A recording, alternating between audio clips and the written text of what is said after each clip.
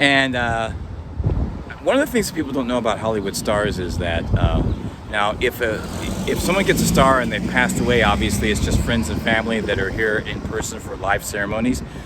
But if they're still alive, if you know the history of these stars, if they were alive, they were here for the ceremony that took place on the spot. So I just thought I'd add that in there, and I can tell you, George was definitely here on this spot, and he's on the Vine Street part of the Hollywood Walk of Fame, at the corner of Selma and Vine, if you're ever here. And I got to tell you a little story. I've interviewed his daughter Kelly, and if you watch some of my content, you'll hear our discussion about him, and some very interesting and funny things and serious things all at the same time. And but a lot of people think that one of the things she said to me is a lot of people, she said, think that he's an atheist, and he's not an atheist. She says if you really listen to what he's saying, he's seeking, he's trying to find answers. He might be an agnostic, but he was not an atheist. He would say things, saying you're an ex-Catholic, which he would say in his comedy routines, doesn't mean you're an atheist now. You know what I mean? People, sometimes need to get some education about the meanings of words. Yeah. And as you know, Stephen, he was big on analyzing the meanings of words. Yeah. And that's where, if you think about it, any of us, you could come up with a joke about the absurdity of some of the use of words, Yeah. And he was truly a brilliant genius at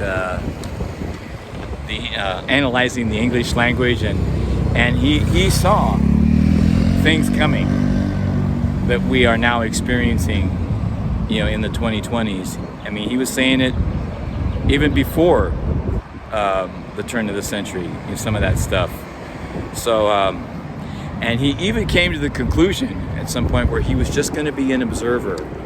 He was just going to kind of sit back and watch and make comments about basically the freak show, as he called it. So, and people still laughed, even though some of that content really wasn't funny, because it's just, we've been seeing in this country so much absurdity unfold right in front of our eyes that sometimes you just have to laugh because it's so absurd, right?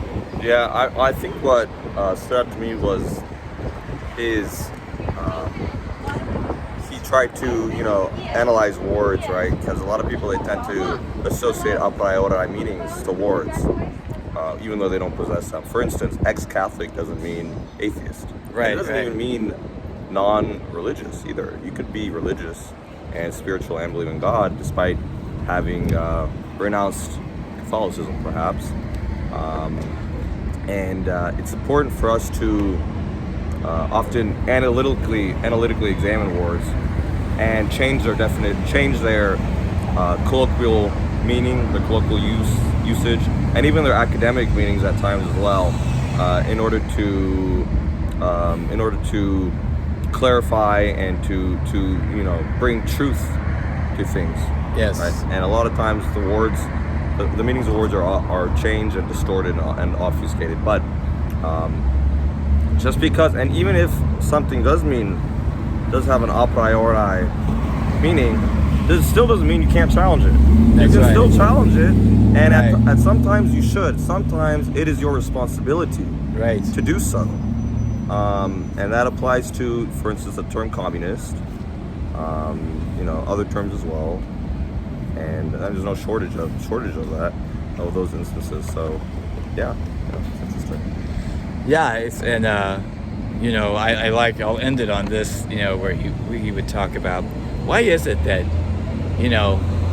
God he created everything, he's the universe, he knows all things, he's loving and compassionate, and, just doesn't have enough money. Just doesn't seem to have enough money. And of course, there is a distinction between spirituality and organized religion. And I'll leave it at that. Have a great day. Have a good day. Take care.